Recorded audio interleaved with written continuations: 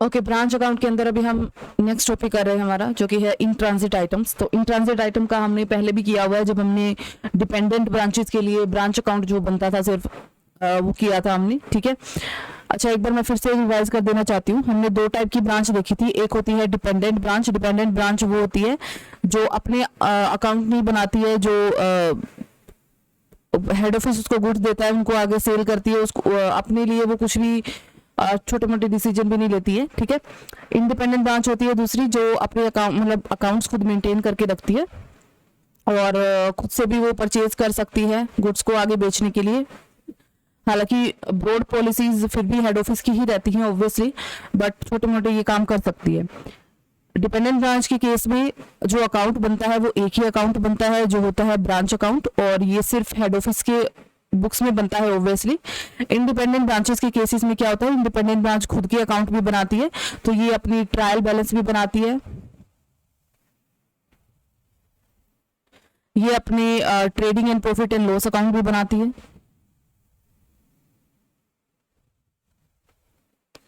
Okay, और ये एक हेड ऑफिस अकाउंट भी बनाती है independent branch. Now branch account भी हेड ऑफिस बनाता है, डिपेंडेंट ब्रांच ये भी नहीं बनाती है।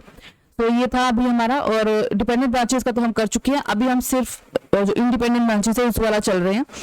तो अब आता है अपने पास नेक्स्ट टॉपिक है, जो कि है ट्रांजिट आइटम्स या in transit items. In transit item का मतलब होता है वो आइटम जो ट्रांजिट में है, मतलब रास्ते में है, अभी तक पहुंची नहीं है, तो जिस डेस्टिनेशन के ऊपर उनको रीच करना था उस डेस्टिनेशन के ऊपर वो अभी गई नहीं है।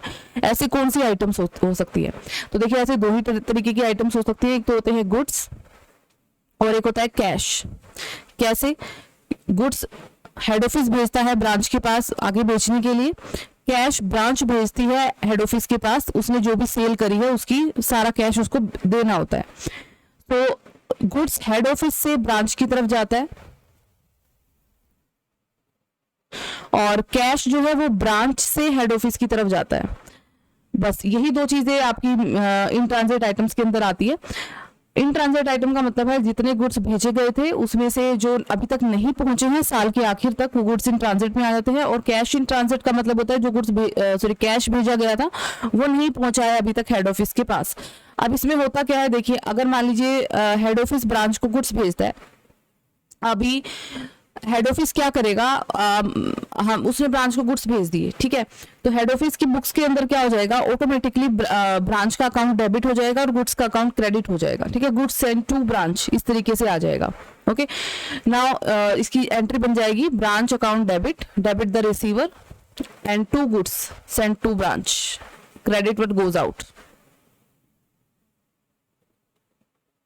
कुछ इस तरीके से एंट्री बन जाएगी, ठीक है, हेड ऑफिस की बुक्स में। लेकिन जब तक ब्रांच के पास गुड्स रिसीव नहीं होगा वो कोई भी एंट्री क्यों करेगी? वो अपनी बुक्स के अंदर कोई एंट्री नहीं दिखा सकती, ठीक है। ब्रांच अपनी बुक्स के अंदर हेड ऑफिस का अकाउंट बनाएगी कि उसने हेड ऑफिस से रिसीव करा है, तो ब्रांच की बुक्स में जो एंट्री बननी चाहिए थी वो डेबिट वर्ड कम्स इन, यानी goods received from head office, ठीक है, टू हेड ऑफिस अकाउंट, ये वाली एंट्री ब्रांच को बनानी चाहिए थी अपनी अकाउंट के अंदर, बुक्स के अंदर, ठीक है। लेकिन जब तक उसके पास गुड्स पहुंचेंगे ही नहीं, अगर उसने रिसीव ही नहीं करे हैं जिन गुड्स को, तो उनकी एंट्री वो क्यों करेगी? और एक चीज मैंने आपको बताई थी लास्ट लेक्चर में कि ब्रांच की बुक्स में जो हेड ऑफिस का अकाउंट बनता है और जो हेड ऑफिस की बुक्स में ब्रांच का अकाउंट बनता है, ठीक है।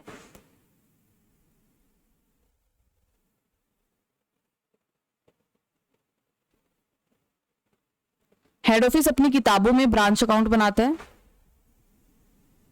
और ब्रांच अपनी बुक्स में हेड ऑफिस का अकाउंट बनाती है। इंडिपेंडेंट ब्रांचेस के केस में दोनों का बैलेंस बराबर होता है। ब्रांच अकाउंट का बैलेंस जो होता है वो डेबिट बैलेंस होता है और हेड ऑफिस अकाउंट का जो बैलेंस होता है वो क्रेडिट बैलेंस होता है, ठीक है। फाइनल जो बैलेंस होता है ये इक्वल होता है। अगर इस तरह की कोई गड़बड़ होती है ना तो ये बैलेंस इक्वल नहीं आता है कभी भी। क्यों? क्योंकि इन्होंने ब्रांच के अकाउंट को डेबिट कर दिया पर इन्होंने हेड ऑफिस के अकाउंट को अभी तक क्रेडिट नहीं किया, क्योंकि अभी तक जो है ना इनको गुड्स रिसीव नहीं हुए हैं। अब हेड ऑफिस के अकाउंट में कोई चीज डाली नहीं है, मान लो इन्होंने ब्रांच के अकाउंट में 5,000 रुपए डाल दिए इस साइड और इन्होंने यहाँ पे 5,000 रुपए की एंट्री नहीं करी है क्योंकि अभी तक इनके पास माल ही नहीं पहुंचा। तो क्या होगा, 5,000 का दोनों के बीच में फर्क आ रहा है, डिफरेंस आ रहा है, ठीक है। तो ये फर्क पड़ता है तो गुड्स इन ट्रांजिट से। अब कैश इन ट्रांजिट से क्या फर्क पड़ेगा, देखिए कैश भेजा किसने है, ब्रांच ने भेजा है, हेड ऑफिस को भेजा है, ठीक है। तो ब्रांच जो अपनी बुक्स के अंदर एंट्री बनाएगी वो बनाएगी head office account debit to cash sent to head office, वो सब करके, ठीक है। हेड ऑफिस जो अपने बुक्स में एंट्री बनाएगी, कैश रिसीव होगा तो इसको, तो रिसीव कैश अकाउंट, जो भी मतलब cash received from branch, cash account नहीं, कैश रिसीव्ड फ्रॉम ब्रांच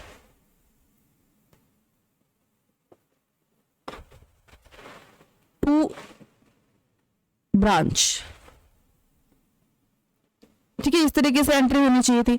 अब ब्रांच ने अपनी तरफ से कैश भेज दिया तो उसने हेड ऑफिस के अकाउंट को डेबिट कर दिया, लेकिन हेड ऑफिस को जब तक पैसा नहीं मिलेगा वो ये एंट्री नहीं डाल सकता कि उसे पैसा मिला है, तो वो ब्रांच के अकाउंट को क्रेडिट नहीं करेगा, ठीक है। तो मान लीजिए ब्रांच ने 2,000 रुपए का कैश भेजा था, तो ब्रांच ने तो अपनी बुक्स के अंदर हेड ऑफिस के अकाउंट को डेबिट साइड के ऊपर हेड ऑफिस में 2,000 रुपए डाल दिए, लेकिन हेड ऑफिस ने ब्रांच में अभी तक 2,000 की एंट्री नहीं करी है क्योंकि उसके पास पैसा नहीं पहुंचा, तो यहाँ पे डिफरेंस आ गया, ठीक है। तो इस डिफरेंस की वजह से ब्रांच अकाउंट और हेड ऑफिस अकाउंट दोनों का बैलेंस अनइक्वल हो जाता है। अब इसको सुधारने के लिए क्या किया जाता है, इसको सुधारने के लिए एक एंट्री की जाती है, तो जिसकी बुक्स के अंदर आपने एंट्री कर दी है, जैसे मान लीजिए गुड्स सेंड किया गया है हेड ऑफिस के द्वारा, हम ये वाला ही पोर्शन देख लेते हैं।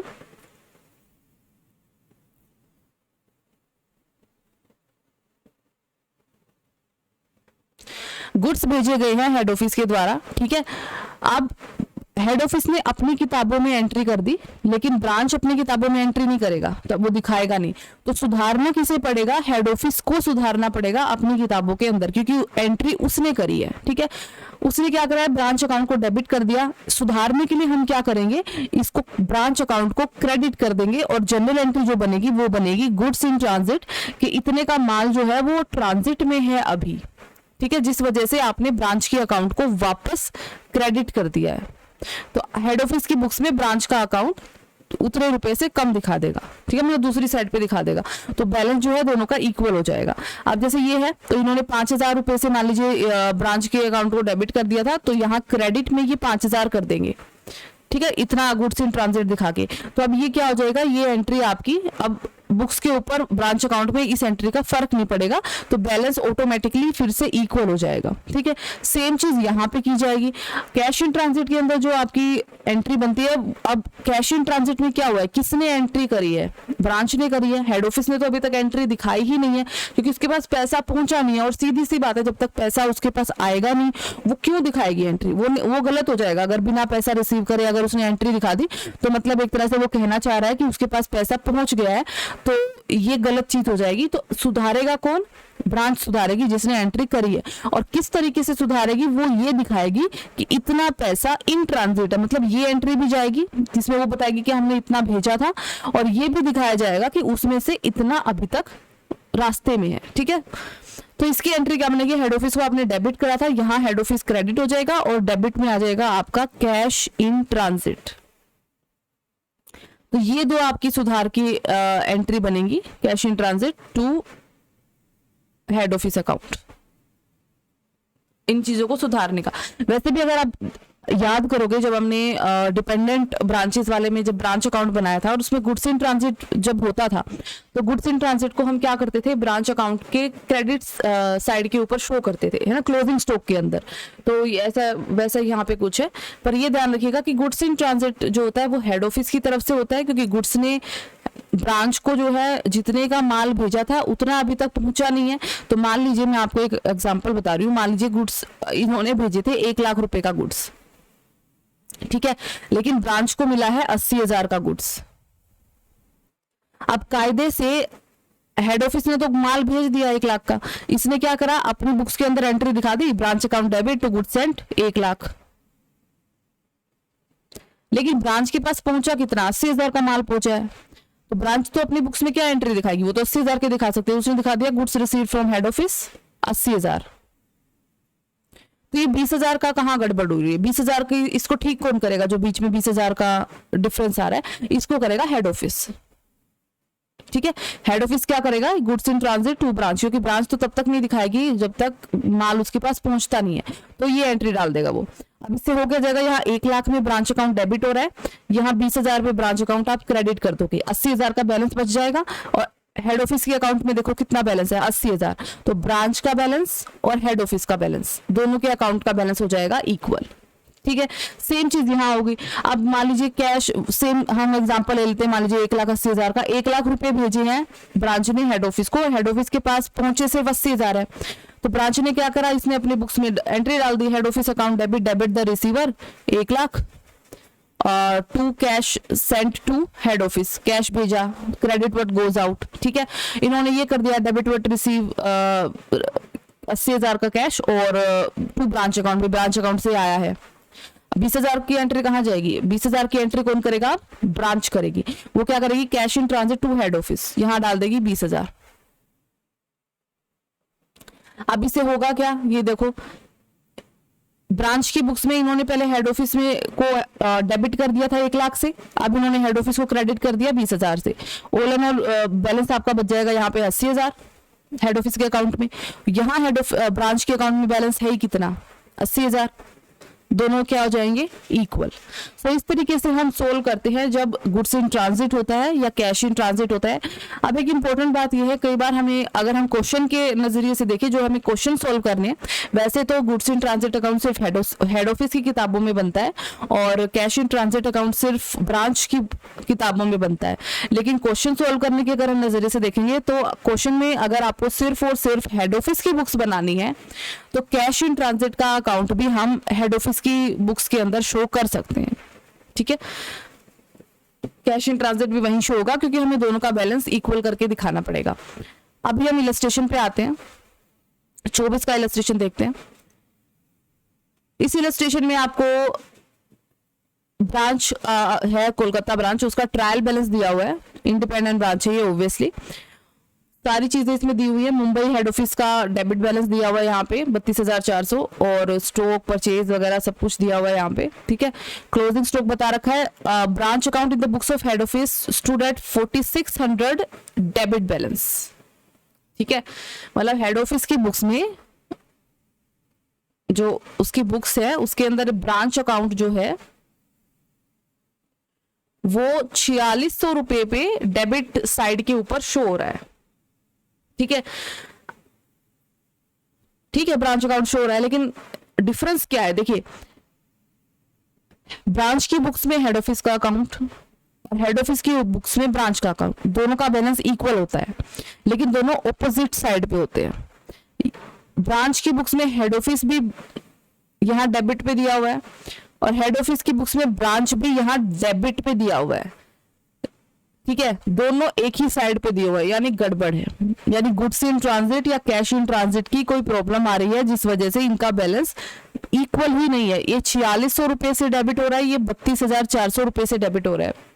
ठीक है, तो ये दोनों ऑपोजिट साइड पे आनी चाहिए और इनका बैलेंस इक्वल होना चाहिए, यानी कैश इन ट्रांजिट की प्रॉब्लम भी है और गुड्स इन ट्रांजिट की प्रॉब्लम भी है, इसको हमें सोल्व करना है। अब प्रॉब्लम क्या है, 28 मार्च 2019 को हेड ऑफिस ने गुड्स भेजे थे 25,000 के ब्रांच को, जो अभी तक उनको रिसीव नहीं हुए हैं। ठीक है, तो गुड्स इन ट्रांजिट तो इन्होंने हमें सीधा सीधा बता दिया कि गुड्स इन ट्रांजिट की जो प्रॉब्लम है 25,000 रुपए की है। ये वाली प्रॉब्लम तो 25,000 की है, ये तो बता दिया इन्होंने। लेकिन अगर हम बैलेंस देखेंगे कि दोनों अकाउंट्स के बीच का डिफरेंस कितना आ रहा है, देखिए एक ब्रांच अकाउंट डेबिट साइड पे आना चाहिए था, ठीक है, और हेड ऑफिस का जो है वो क्रेडिट साइड पे आना चाहिए था। दोनों डेबिट साइड के ऊपर आ रहे हैं, एक डेबिट पे एक क्रेडिट पे आना चाहिए था। बेसिकली मैं आपको बताती हूँ, अब मान लो दोनों आ रहे हैं डेबिट साइड पे, ये 32,400 का आ रहा है और ये 4600 का आ रहा है। ठीक है, दोनों ही एक डेबिट पे एक क्रेडिट पे आना चाहिए था और दोनों इक्वल होने चाहिए थे। ये इक्वल कब हो सकते हैं, जब क्रेडिट साइड पे भी उतना ही बैलेंस आए जितना कि डेबिट साइड पे आ रहा है। ठीक है, डेबिट साइड का टोटल बैलेंस अगर मैं निकालूं तो ये आपका बनता है 37,000, यानी ये एंट्री तभी ठीक हो सकती है अगर क्रेडिट साइड के ऊपर भी 37,000 रुपए लिखा हो। ठीक है, हेड ऑफिस की बुक्स में 37,000 रुपए आए क्रेडिट साइड के ऊपर, सॉरी हेड ऑफिस अकाउंट 37,000 रुपए का आए, तभी ये दोनों चीजें इक्वल हो सकती है। अब इनके बैलेंस में डिफरेंस आ रहा है, क्योंकि यहाँ पे तो 37,000 आना चाहिए, 0 आ रहा है, और यहाँ पे इतना आ रहा है। 25,000 तो इसमें से आ गया, एक डिफरेंस तो पकड़ में आ गया कि गुड्स इन ट्रांजिट का एक डिफरेंस था 25,000 रुपए का। मैंने इसमें से अगर 25,000 निकाल दिए तो अब कितने का डिफरेंस रह गया है यहाँ पे? 12,000 का। ये 12,000 का डिफरेंस किस चीज का है? ऑटोमेटिकली हम अज्यूम करेंगे ये कैश इन ट्रांजिट का डिफरेंस है। तो आप ये देखोगे कि आपको जो हेड ऑफिस का और जो ब्रांच का जो भी आपको बैलेंस दिया हुआ है, क्या वो इक्वल बैलेंस है या वो अनइक्वल बैलेंस है, वो डेबिट साइड पे है, क्रेडिट साइड पे है, किस तरीके से है। ये रूल हमेशा याद रखना, एक बैलेंस डेबिट पे आएगा तो दूसरा बैलेंस क्रेडिट पे आएगा, और दोनों आपस में इक्वल होने चाहिए। दोनों ही बैलेंस यहाँ पे डेबिट साइड के ऊपर शो हो रहे हैं, ठीक है, 4600, इसका मतलब है क्रेडिट साइड का बैलेंस 0 आ रहा है।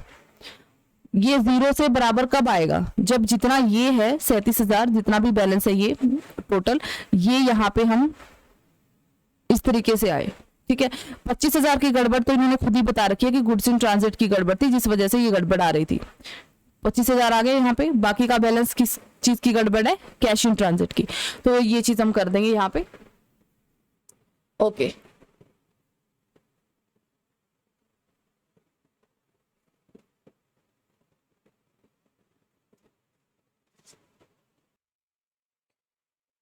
ठीक है, ये चीज तो अपनी आ गई कि कैश इन ट्रांजिट कितना है और गुड्स इन ट्रांजिट कितना है, ठीक है, दोनों चीजें निकल गई। अब बारी आती है जो आपको अकाउंट बनाना है या आपको जो जनरल एंट्रीज डालनी है। तो 3 चीजें करनी है हमें इस क्वेश्चन के अंदर। हमें एक तो ब्रांच का trading profit and loss account बनाना है, इजी है, बन जाएगा आराम से। इनकॉर्पोरेशन की एंट्री बनानी है। अब इनकॉर्पोरेशन में ध्यान रखिएगा, अपने पास 3 मेथड है इनकॉर्पोरेशन की। या तो हम पहला मेथड निकाले, सारी अलग अलग आइटम जो भी ट्रायल बैलेंस में दी हुई है, जो डेबिट में है वो ट्रांसफर करे, जो क्रेडिट साइड पे है अलग अलग वो सारी ट्रांसफर करे, एसेट ट्रांसफर करे, लायबिलिटी। दूसरा तरीका ये है हमारे पास कि हम सिर्फ और सिर्फ उनका रिजल्ट यानी प्रॉफिट या लॉस वो ट्रांसफर करें। और तीसरा तरीका है total of debit side transfer करें और total of credit side transfer करें। तो आपकी मर्जी है आप कौन सा तरीका अपनाते हो, आप कोई भी तरीका अपना सकते हो, आंसर सबसे सेम आने वाला है। फिर हमें कोलकाता ब्रांच अकाउंट बनाना पड़ेगा। ये दोनों जो कोलकाता ब्रांच अकाउंट है ये हेड ऑफिस की बुक्स में बनेगा ऑब्वियसली, ठीक है। इनकॉर्पोरेशन की एंट्रीज भी हेड ऑफिस की बुक्स में बनेगी। सिर्फ ये वाला अकाउंट जो है branch trading and profit and loss account, ये आपका ब्रांच की बुक्स में बनेगा। चलिए अभी सबसे पहले हम यही बना लेते हैं, branch trading and profit and loss account. ये तो बिल्कुल सिंपल सा ही है, आपका सब कुछ इसका दे ही रखा है, normal trading and profit and loss account की तरह ही बनेगा ये भी। सबसे पहले हम स्टार्ट ट्रायल बैलेंस तो दे रखी है, ओपनिंग स्टॉक से स्टार्ट करते हैं। 60,000 ओपनिंग स्टॉक दिया हुआ है आपको। उसके बाद परचेजेस 1,78,000, ठीक है। उसके बाद जो गुड्स इनको रिसीव हुए हैं, यही गुड्स बेचने भी है इनको आगे, तो 90,000 परचेज की तरह। ये कुछ इन्होंने परचेज कर लिया, कुछ इनको हेड ऑफिस ने दे दिया। Then by sales 3,80,000। Closing stock, closing stock कितना दे रखा है आपको? 27,000, ठीक है। 27,000 दे रखा है क्या? हाँ जी 27,000 क्लोजिंग स्टॉक आपका, एडजस्टमेंट में लिखा हुआ है आपको, ओके। इसके अलावा कुछ जो यहाँ से गुड्स निकलता हो, goods supplied to head office, head office को भी आपने गुड्स दिया है। आपके पास गुड्स आया तो हम यहाँ पे डालते हैं परचेजेज हो, चाहे गुड्स रिसीव हो, चाहे ओपनिंग स्टॉक हो। आपके पास से गुड्स गया, चाहे सेल्स हो, चाहे आपने गुड्स हेड ऑफिस को भेज दिया, वो क्रेडिट साइड पे आएगा। Sent to head office 60,000। इस साइड का टोटल करेंगे हम 4,67,000। ग्रोस प्रॉफिट आ जाएगा अपने पास। ग्रोस प्रॉफिट हमें कहाँ ट्रांसफर करना है? इसके P&L अकाउंट में ट्रांसफर करना है, तो वो डाल देंगे यहाँ पे। कोलकाता ब्रांच है ये, P&L अकाउंट 1,39,000 का अपने पास ग्रोस प्रॉफिट आएगा। ठीक है, P&L अकाउंट में जाएंगे तो जितने भी एक्सपेंसेस हैं आपके, सबसे पहले हम ग्रोस प्रॉफिट निकाल लेंगे यहाँ से। कोलकाता ब्रांच ट्रेडिंग अकाउंट 1,39,000 और सारे एक्सपेंसेस में आपके आएंगे सैलरी, रेंट, ऑफिस, ठीक है। कोई डेप्रिसिएशन वगैरह हो तो वो भी आ जाएगी, पर डेप्रिसिएशन यहाँ पे है नहीं अपने पास, तो यहाँ डाल देंगे हम जो भी आपका सैलरीज, रेंट और ऑफिस के एक्सपेंसेस।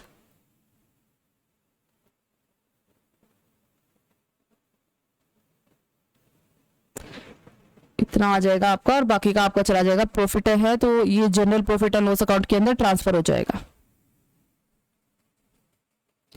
ये आएगा आपका नेट प्रॉफिट, ठीक है। तो trading and profit and loss account तो बिल्कुल इजी है, उसमें कोई भी डिफिकल्टी नहीं है।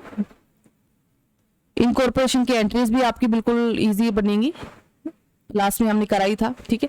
तो इनकॉर्पोरेशन की एंट्री जब हम बनाते हैं तो बाकी की एंट्रीज तो सेम है, पर उसमें हमने जो ये कैश इन ट्रांजिट और जो गुड्स इन ट्रांजिट वाला करा था ये हमें डालना पड़ेगा। अब चूंकि इसके अंदर बुक्स जो बन रही हैं वो मेनली आपकी हेड ऑफिस की बुक्स बन रही है, तो दोनों की ही एंट्री को हम क्या करेंगे, हेड ऑफिस की बुक्स के अंदर हम शो कर देंगे। जैसे कि हमने ऊपर देखा था कि क्वेश्चन के पॉइंट ऑफ व्यू से जब हमें क्वेश्चन निकालना है, एग्जामिनेशन के अंदर प्रॉब्लम सोल्व करनी है, तो हम क्या करेंगे, हेड ऑफिस की बुक्स में ही दोनों एंट्री हम डाल देंगे आराम से, ठीक है। सो फर्स्ट एंट्री हम डालेंगे गुड्स इन ट्रांजिट की। गुड्स इन ट्रांजिट की तो नॉर्मल एंट्री है, ऊपर हमने देख ही ली है, goods in transit to branch account, तो कोलकाता ब्रांच,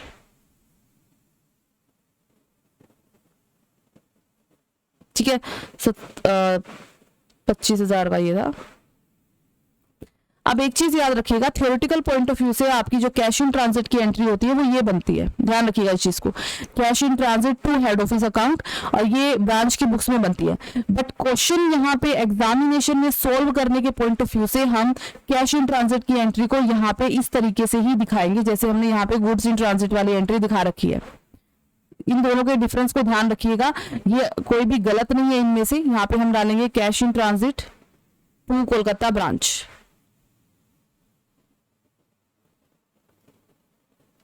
ठीक है। इसको इस तरीके से हम यहाँ पे दिखाएंगे, तो कैश इन ट्रांजिट भी और ये दोनों हम ब्रांच अकाउंट की क्रेडिट साइड के ऊपर यहाँ पे शो करेंगे। ओके, उसके बाद जो आपकी इनकॉर्पोरेशन की एंट्रीज है, लास्ट वाले लेक्चर में मैंने आपको बताया ही था। तो इनकॉर्पोरेशन आपका जो मेथड आप अपनाना चाहो अपना सकते हो, और दोनों की जो भी एंट्री आपकी बनेंगी वो डाल सकते हो। जब आप इससे ब्रांच अकाउंट बनाओगे, मैं आपको सीधा एक बार ब्रांच अकाउंट में जो बताती हूँ, ब्रांच अकाउंट में जब बनाओगे आप, तो उसके अंदर हम डालते हैं ओपनिंग स्टॉक। सबसे पहले ओपनिंग बैलेंस जो अपना होता है, बैलेंस BD। अभी देखिए इसमें क्या चीज है, अगर हेड ऑफिस का और ब्रांच का बैलेंस बिल्कुल सेम होता तो हमें क्या करते, हम जो हेड ऑफिस का है ना वही उठा के ब्रांच वाले में लिख देते ओपनिंग बैलेंस, और ये आपका बिल्कुल सही होता, ठीक है। लेकिन हमारे पास यहाँ पे देखिएगा आप, क्योंकि यहाँ पे ब्रांच का बैलेंस ही कुछ हो रहा है, सॉरी ब्रांच अकाउंट का बैलेंस ही कुछ हो रहा है हेड ऑफिस की बुक्स के अंदर, तो हम हेड ऑफिस वाला उठा नहीं सकते। यहाँ पे जो ब्रांच का आपको दिया हुआ है 4600 का, वही हमें यहाँ पे ओपनिंग बैलेंस के अंदर शो करना पड़ेगा आपको, 4600। देन आप गुड्स इन ट्रांजिट और यहाँ पे कैश इन ट्रांजिट डालोगे, ठीक है। और बाकी की जितनी भी ब्रांच अकाउंट के अंदर एंट्रीज जाएंगी वो आप सारे डालोगे। तो बाकी तो हम कर ही लेंगे, क्योंकि लास्ट लेक्चर में हमने इनकॉर्पोरेशन की सारी एंट्रीज देखी थी और ब्रांच अकाउंट में कैसे उनको डालना है ये भी देखा था। ये चीज आप ध्यान रखिएगा, क्वेश्चन निकालने के पॉइंट ऑफ व्यू से हमने ये चीज करी है। अदरवाइज कैश इन ट्रांजिट का जो आपका मेथड है वो ये होता है जो हम करते हैं, इसके साथ जो ट्रीटमेंट होती है इसकी। उसके बाद है आपका 26 का जो इलस्ट्रेशन है वो आप खुद कर सकते हैं, ठीक है। लेकिन 25 का एक बार मैं आपको बता देती हूँ, नया टॉपिक है ये, एकदम स्टार्ट हो रहा है आपका ये, preparation of final account and trial balance of both are given. अच्छा देखिए, यहाँ पे क्या था जो हमने इन ट्रांजिट आइटम्स करी थी, यहाँ हमें सिर्फ कोलकाता ब्रांच की ट्रायल बैलेंस दी हुई है, ठीक है। उसी के हिसाब से हमने हेड ऑफिस की बुक्स के अंदर सारा जो ट्रांजेक्शन है वो सारी कर दी, और हेड ऑफिस की बुक्स के अंदर ये बना दिया, और हमने इसीलिए यहाँ पे कैश इन ट्रांजिट वाले आइटम वो भी दिखा दी एंट्री। अभी आपको क्या कह रहा है, आपको फाइनल अकाउंट बनाने हैं और आपको दोनों की ट्रायल बैलेंस दे रखी है, हेड ऑफिस की ट्रायल बैलेंस भी दे रखी है और ब्रांच की ट्रायल बैलेंस भी दे रखी है। तो किस तरीके से इसकी अकाउंटिंग होगी ये देखेंगे अभी हम। ओके, ये ब्रांच की बुक्स है, यहाँ बुक्स की बात हो रही है, ये हेड ऑफिस की बुक्स है, ठीक है।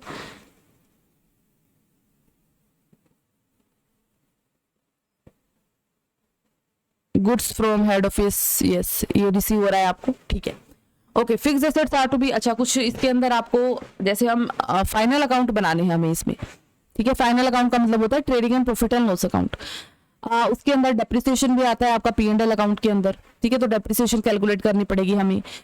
अच्छा, क्लोजिंग स्टॉक दिया हुआ है हमें ब्रांच का और हेड ऑफिस दोनों का। करंट अकाउंट का डिफरेंस दे रखा है, और ये कह रखा है आपको कि ये डिफरेंस इसलिए है क्योंकि गुड्स इन ट्रांजिट और कैश इन ट्रांजिट की यहाँ पे प्रॉब्लम आ रही थी। तो करंट अकाउंट में आप देखोगे एक के करंट अकाउंट में 20,000 दिखा रहा है, दूसरे के करंट अकाउंट में ये 28,000 दिखा रहा है। तो इन दो, ये बेसिकली कहना चाह रहा है कि ये जो 8,000 का डिफरेंस आ रहा है ये आपका गुड्स इन ट्रांजिट और कैश इन ट्रांजिट की वजह से आ रहा है। अब हमें ये देखना है कि इसमें से कितना डिफरेंस गुड्स इन ट्रांजिट की वजह से और कितना आपका कैश इन ट्रांजिट की वजह से। थोड़ा सा ऊपर देखोगे यहाँ पे आपको लिखा हुआ है goods from head office to branch, मतलब हेड ऑफिस ब्रांच को जो रिसीव हुए हैं गुड्स वो हेड ऑफिस की तरफ से वो है 32,000 रुपए के, और हेड ऑफिस ने जो भेजे थे वो थे आपके 37,000, यानी 5,000 के गुड्स इन ट्रांजिट में है। तो गुड्स इन ट्रांजिट एक बार हमें समझ में आ गया कितना है। तो बाकी का बैलेंस किस चीज का होगा, बाकी 3,000 रुपए होंगे आपके कैश इन ट्रांजिट के, ठीक है। हेड ऑफिस ने 37,000 का माल भेजा, लेकिन ब्रांच को रिसीव हुआ है सिर्फ 32,000 का। तो सीधी सी बात है, बीच का 5,000 का माल कहाँ गया, रास्ते में है, तो वो गुड्स इन ट्रांजिट है। टोटल जो डिफरेंस है 8,000 का, ये आपका टोटल दोनों के असर की वजह से है। तो बाकी का बैलेंस कितना बच गया 3,000, वो किसकी वजह से है, कैश इन ट्रांजिट की वजह से, ठीक है। हमें बनाना क्या है, ब्रांच का ट्रेडिंग एंड P&L अकाउंट बनाना है, हमें इनकॉर्पोरेशन की एंट्रीज बनानी है हेड ऑफिस की बुक्स के अंदर, और हमें बाकी कंसोलिडेटेड बैलेंस शीट बनानी है, ठीक है। चलिए स्टार्ट करते हैं। सबसे पहली बात आती है ब्रांच की trading and profit and loss account की। ये मैं आपको दोबारा से नहीं बना के दिखाऊंगी क्योंकि इसमें हमें पता है क्या क्या जाएगा। ये ब्रांच का आपको सारा ट्रायल बैलेंस यहाँ पे दिया हुआ है। तो ब्रांच की ट्रायल बैलेंस के अंदर आपको ओपनिंग स्टॉक दिया हुआ है, परचेज दी हुई है 70,000 की, सेल्स दी हुई है 138 की, और एक्सपेंसेस आपके P&L के अंदर चले जाएंगे आपके। फिक्स एसेट्स के ऊपर आपकी डेप्रिसिएशन लगेगी 10% की, 20,000 पे 10% की डेप्रिसिएशन आती है 2,000, ये आपका P&L के डेबिट साइड पे चला जाएगा, ठीक है। क्लोजिंग स्टॉक आपको दे रखा है 13,200 का, ये आपका चला जाएगा। तो ग्रोस प्रॉफिट और नेट प्रॉफिट दोनों चीजें आपकी निकल जाएंगी। इनकॉर्पोरेशन की एंट्रीज की जहां तक बात है तो वो आपके ऊपर डिपेंड करता है कि आप कौन सा मेथड अपनाते हो। आप प्रॉफिट नेट प्रॉफिट आप ट्रांसफर करते हो, ठीक है, या फिर आप क्या करते हो, सारी की सारी एक्सपेंसेस और ओपनिंग स्टॉक और परचेज, मतलब सारी आइटम्स वहां पे ट्रांसफर करते हो ट्रेडिंग अकाउंट की और प्रॉफिट एंड लॉस अकाउंट की। तो जो भी मेथड आप अपनाना चाहो वो अपना सकते हो। इनकॉर्पोरेशन वाला भी मैं आपको दोबारा से नहीं बताऊंगी, मैं आपको यहाँ पे हम डिस्कस करेंगे सिर्फ जो हमारा गुड्स इन ट्रांजिट वाली बात है, ठीक है। तो गुड्स इन ट्रांजिट हमने निकाल दिया 5,000 का है और 3,000 का है आपका कैश इन ट्रांजिट। फ्रॉम मतलब क्वेश्चन निकालने के पॉइंट ऑफ व्यू से अभी हम क्या करेंगे, दोनों की एंट्री आपकी बनेगी goods in transit account debit to branch account, ठीक है। एग्जामिनेशन पॉइंट ऑफ व्यू से है ये हो जाएगा आपका 5,000, और दूसरा है cash in transit to branch account 3,000। अब इससे होगा क्या आप देखिएगा यहाँ पे 28,000 का यहाँ पे ज्यादा आ रहा है आपका, ठीक है। तो पूरा का पूरा 8,000 का बैलेंस जो है ना ब्रांच अकाउंट के में क्रेडिट हो जाएगा, ठीक है। हेड ऑफिस की बुक्स में ब्रांच का जो बैलेंस यहाँ पे शो हो रहा है आपको ज्यादा हो रहा है, तो इससे आपका बैलेंस इक्वल, मतलब बैलेंस के अंदर चला जाएगा, डेबिट क्रेडिट में चला जाएगा। तो 8,000 का डिफरेंस आ जाएगा, दोनों साइड से 20,000 इक्वल हो जाएंगे। तो ब्रांच अकाउंट जब हम बनाएंगे, ब्रांच अकाउंट का ओपनिंग बैलेंस आप डालोगे तो टू बैलेंस BD आपका जो आएगा ये है आपका 28,000।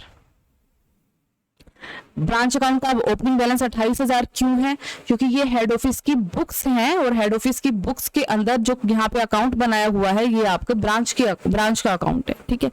इसका जो करंट अकाउंट ये आपको दे रखा है ये ब्रांच का अकाउंट है और ये आपका ओपनिंग बैलेंस है 28,000 का। अभी कैश इन ट्रांजिट और देखिए 8,000 का डिफरेंस आ रहा है, मतलब दूसरी साइड पे 8,000 कम है। यहाँ पे क्रेडिट साइड के ऊपर अगर मैं 8,000 की एंट्री डाल देती हूँ, मान लीजिए गुड्स इन ट्रांजिट से और कैश इन ट्रांजिट से, यहाँ पे मेरी 5,000 और 8,000 की एंट्री चली जाती है।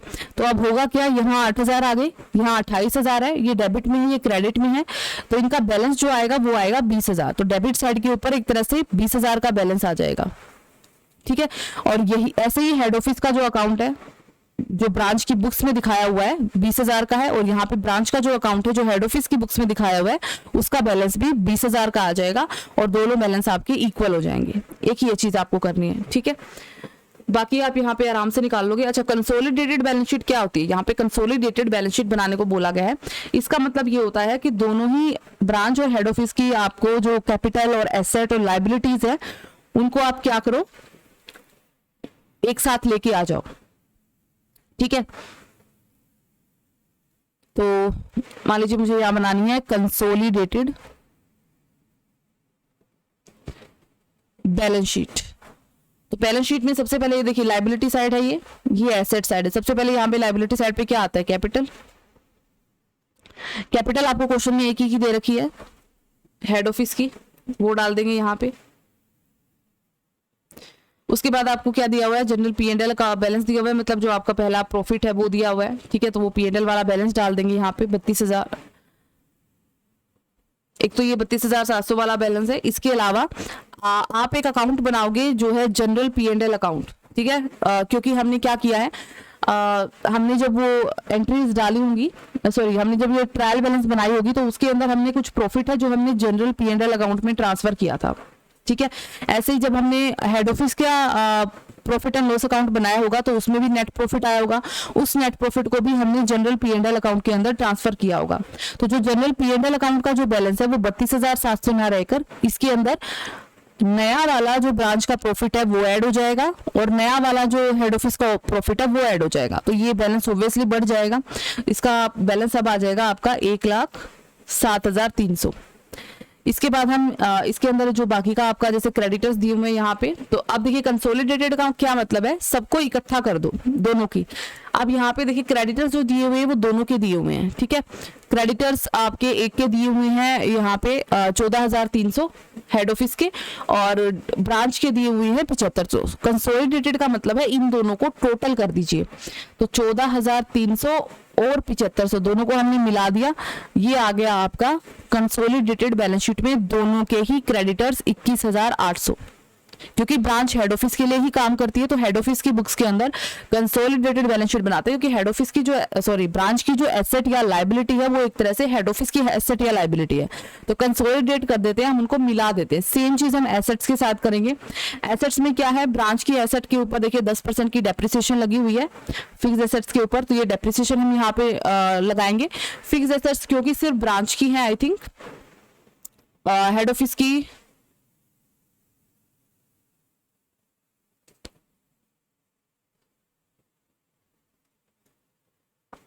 ओके इसके ऊपर भी लग जाएगी आपकी, ठीक है। दोनों की ही फिक्स एसेट्स है तो डेप्रिसिएशन ऑब्वियसली फिक्स एसेट पे है तो दोनों पे ही लगेगी। तो यहाँ मैं फिक्स एसेट जब दिखाऊंगी तो हेड ऑफिस की से 240 है, इसका 10% हो जाएगा 24,000, तो वो डेप्रिसिएशन इसमें से माइनस हो जाएगी, वो आ जाएगा इसका 2,16,000। और ब्रांच की जो फिक्स एसेट है वो 20,000 की है, इस पे 10% की डेप्रिसिएशन आप 2,000 माइनस करोगे तो वो आ जाएगा 18,000, ठीक है। फिक्स एसेट्स ऐड हो गई। सेम इसी तरीके से स्टॉक जो है क्लोजिंग स्टॉक वो ऐड हो जाएगा, दोनों का क्लोजिंग स्टॉक यहाँ दिया हुआ है 13,200 और 18,500। ठीक इसी तरीके से दोनों के डेटर भी ऐड हो जाएंगे। लेकिन कंसोलिडेटेड बैलेंस शीट में हमें सिर्फ एक चीज याद रखनी है, इन एसेट और लाइबिलिटीज के साथ साथ यहाँ पे गुड्स इन ट्रांजिट और कैश इन ट्रांजिट भी लगेगा। क्यों? आपको याद होगा जब हम ब्रांच अकाउंट के अंदर गुड्स इन ट्रांजिट दिखाते थे तो हम क्लोजिंग स्टॉक के अंदर दिखाते थे इसको, ठीक है। तो जो गुड्स है ये एक तरह से क्लोजिंग स्टॉक बन जाएगा आपके हेड ऑफिस का, तो क्लोजिंग स्टॉक का तो ऑब्वियसली बैलेंस शीट में आएगा। दूसरी बात, जब तक कैश इन ट्रांजिट की बात है, जब तक हेड ऑफिस को कैश रिसीव नहीं हो जाता तब तक कैश इन ट्रांजिट ब्रांच के लिए एसेट रहती है, ये ब्रांच की एसेट है, ठीक है। और क्योंकि कंसोलिडेटेड बैलेंस शीट में हेड ऑफिस और ब्रांच दोनों की ही एसेट शो की जाती है, इसीलिए गुड्स इन ट्रांजिट और कैश इन ट्रांजिट दोनों ही चीजें आपकी कंसोलिडेटेड बैलेंस शीट के अंदर दिखाई जाएंगी। बाकी आपका सारा सेम रहेगा, सारी एसेट्स आपस में इनकी जोड़ दोगे, सारी लाइबिलिटीज आप इनकी जोड़ दोगे और बैलेंस शीट का टोटल दोनों का यहाँ पे इक्वल आएगा। तो इस तरीके से हमें करनी है अगर दोनों की ट्रायल बैलेंस हमें दे रखी है तो।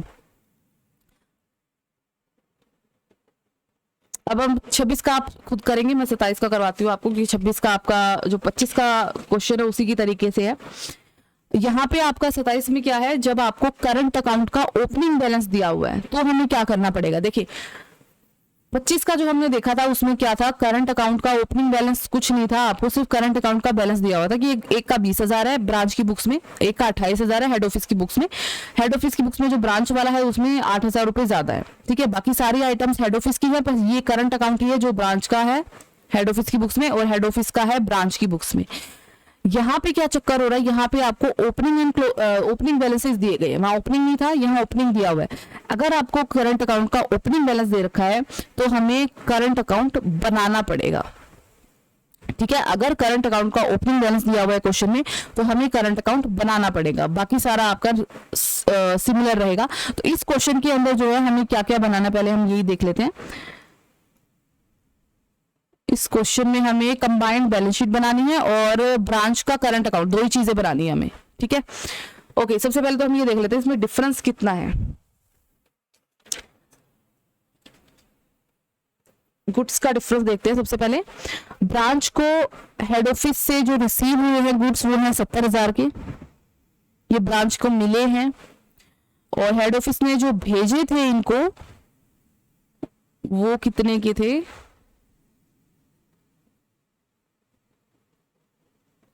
गुड्स सेंड टू ब्रांच ये रहे 72,000 के। तो एक चीज तो यहां निकल के आ गई कि 2,000 जो है आपका ये गुड्स इन ट्रांजिट है, ठीक है। अब बारी आती है कैश की।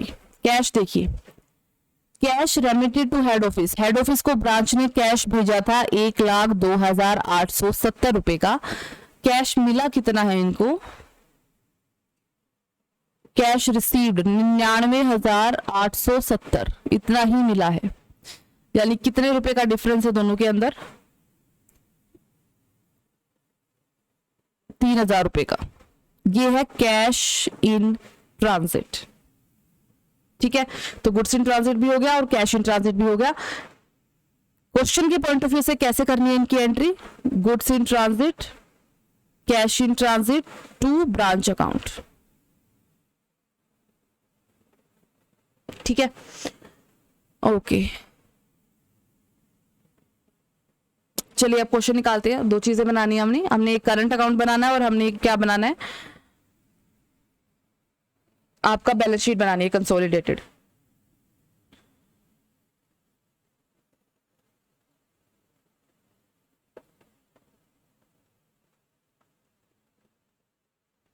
अब यहां पे देखिएगा, अगर आपको कोई भी मैंने ऊपर देखिए 25 के जो इलस्ट्रेशन था ना उसमें मैंने आपको ये बोला था हेड ऑफिस की बुक्स में जो करंट अकाउंट दिया हुआ है ये ब्रांच का है, इसीलिए देखिए ब्रांच अकाउंट में 28,000 ओपनिंग बैलेंस आपको दिखाया हुआ था। मैंने यही बोला था ना, हेड ऑफिस की बुक्स में जो करंट अकाउंट है, बाकी सारे हेड ऑफिस की आइटम्स है, पर ये जो करंट अकाउंट है ये आपका एक तरह से ब्रांच अकाउंट है।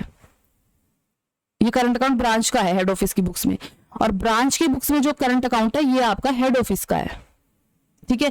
इस क्वेश्चन में देखिए आपको साफ साफ करके दिखा हुआ है, हेड ऑफिस की बुक्स किसका करंट अकाउंट दे रखा है, ब्रांच का।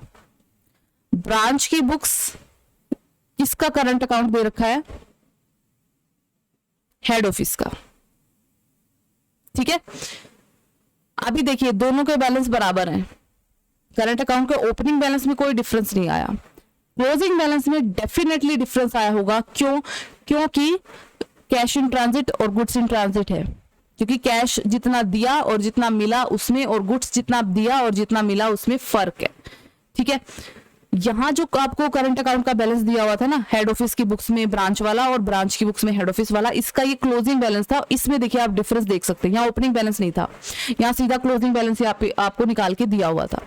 अब क्योंकि यहाँ पे ओपनिंग बैलेंस दिया हुआ है तो हम क्या करेंगे, यहाँ पे हम ब्रांच करंट अकाउंट बना देंगे। वैसे भी क्वेश्चन में आपको ब्रांच करंट अकाउंट बनाने के लिए बोला हुआ है, और क्योंकि हम यहाँ पे ब्रांच करंट अकाउंट बना रहे हैं तो हम क्या करेंगे, गुड्स इन ट्रांजिट और कैश इन ट्रांजिट की सारी एंट्रीज हम इस करंट अकाउंट में ही बना देंगे। वैसे मैंने आपको कहा था ना कि कैश ये ब्रांच अकाउंट की तरह ही है, तो सेम उसी तरीके से हम करेंगे, थोड़ा सा अलग होगा बस। यहाँ पे डालेंगे हम टू बैलेंस BD। कितना है देखिए, इस करंट ब्रांच की करंट अकाउंट का ओपनिंग बैलेंस है 72,980। ठीक है, और क्या क्या जाएगा इसके अंदर, सब दूसरी चीज इसमें जाएगी ब्रांच को जो गुड्स रिसीव हुए हैं, मतलब ब्रांच को जो गुड्स भेजे गए हैं, तो गुड्स सेंट टू ब्रांच, कितने गुड्स भेजे गए थे, गुड्स सेंट टू ब्रांच है 72,000। ब्रांच करंट अकाउंट में दूसरी चीज जाएगी गुड्स सेंट टू ब्रांच। ठीक है, तीसरी जो इसके अंदर यहाँ पे चीज जाती है डेबिट साइड के ऊपर, वो जाता है आपका प्रॉफिट एंड लॉस का जो आपको बैलेंस दिया हुआ है वो। ठीक है, जो आपका पुराने वाला प्रॉफिट है, जैसे यहाँ पे देखिए नेट प्रॉफिट आपको दिया हुआ है, तो ब्रांच का जो प्रॉफिट है वो है 34,840। सिर्फ करंट अकाउंट ध्यान रखिएगा, हेड ऑफिस की बुक्स में सिर्फ करंट अकाउंट है आपका जो ब्रांच का है, बाकी ब्रांच की सारी चीजें आपकी ब्रांच के ही बुक्स के अंदर दे रखी है। तो टू नेट जो भी आपका ये प्रॉफिट है P&L अकाउंट से हम इसको ट्रांसफर करेंगे 34,840। सेकेंड चीज ये तो हो गया जो ब्रांच को मिला है, अब जो ब्रांच ने दिया है वो आ जाइए।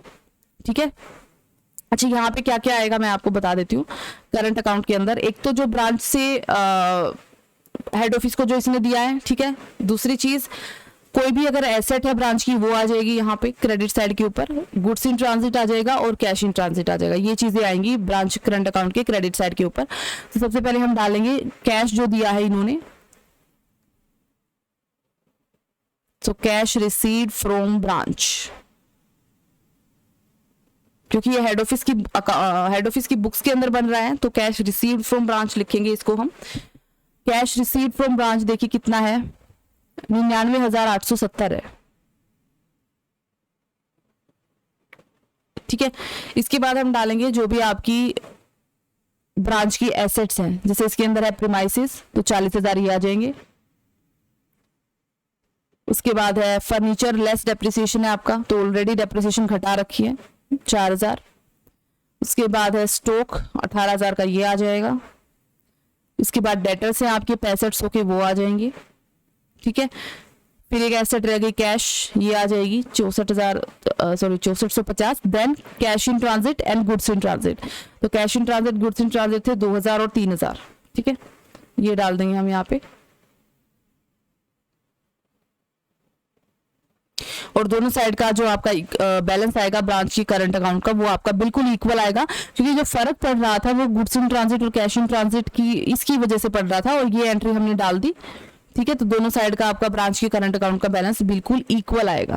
तो ये आपका हो जाएगा current account, opening balance, branch को जो गुड्स भेजे गए हैं, इसको जो प्रॉफिट का बैलेंस है ब्रांच का, देन हेड ऑफिस को जो कैश रिसीव हुआ है इनसे, ब्रांच की सारी एसेट्स और cash in transit and goods in transit. ठीक है, फिर बारी आती है कंसोलिडेटेड बैलेंस शीट की। तो कंसोलिडेटेड बैलेंस शीट में आप cash in transit goods in transit दिखाओगे, और उसके अंदर दोनों का प्रॉफिट ऐड कर दोगे, दोनों की एसेट्स ऐड कर दोगे, दोनों की लायबिलिटीज ऐड कर दोगे। ठीक है, एक ये वाला प्रॉफिट आ जाएगा हेड ऑफिस की बुक्स में, एक दोनों का ये प्रॉफिट है 84,150 और 34,840, ये एक दूसरे में टोटल हो जाएगा। तो इस तरीके से हम बनाएंगे कंसोलिडेटेड बैलेंस शीट। मैं नहीं बना के दिखा रही हूँ क्योंकि ऊपर हम वैसे मैं आपको बता चुकी हूँ, और बिल्कुल इजी है, दोनों की एसेट दोनों की लायबिलिटीज आपको टोटल करके दिखानी है वहां पे। बेसिकली कैपिटल दिखानी है, हेड ऑफिस की कैपिटल दे रखी है। ठीक है, P&L जो दे रखा है आपको हेड ऑफिस की बुक्स में ये दिखाना है वहां पे, दोनों का ये पिछले साल का जो 18-19 का प्रॉफिट है ये जोड़ के दिखाना है आपको। इस साल का ये प्रॉफिट है, 18-19 वाला ही साल है। ठीक है, ये दिखाना है आपको, कैश इन ट्रांजिट दिखाना है और गुड्स इन ट्रांजिट दिखाना है, बस बैलेंस शीट भी दोनों की टोटल हो जाएगी।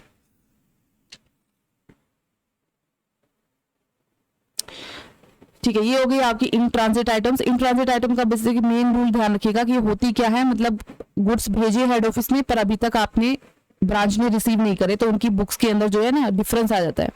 उसको हम दूर करते हैं इस एंट्री से। कैश इन ट्रांजिट का मतलब होता है ब्रांच ने कैश भेजा, हेड ऑफिस को मिला नहीं, तो दोनों की बुक्स में बैलेंस बराबर नहीं आता, हेड ऑफिस के अकाउंट का और ब्रांच के अकाउंट का, वो इक्वल करने के लिए फिर ये एंट्री डाली जाती है। जो अपना इसका रूल होता है बेसिकली ये होता है, cash in transit to head office, ये जनरल एंट्री बनती है। पर एग्जामिनेशन पॉइंट ऑफ व्यू से हम जो करेंगे वो हम क्या करेंगे, ब्रांच के अकाउंट को ही यहाँ पे क्रेडिट करेंगे, दोनों चीजों से, गुड्स इन ट्रांजिट से भी और कैश इन ट्रांजिट से भी। क्वेश्चन निकाल के देखिएगा, कहीं पे अटके तो फिर पूछिएगा।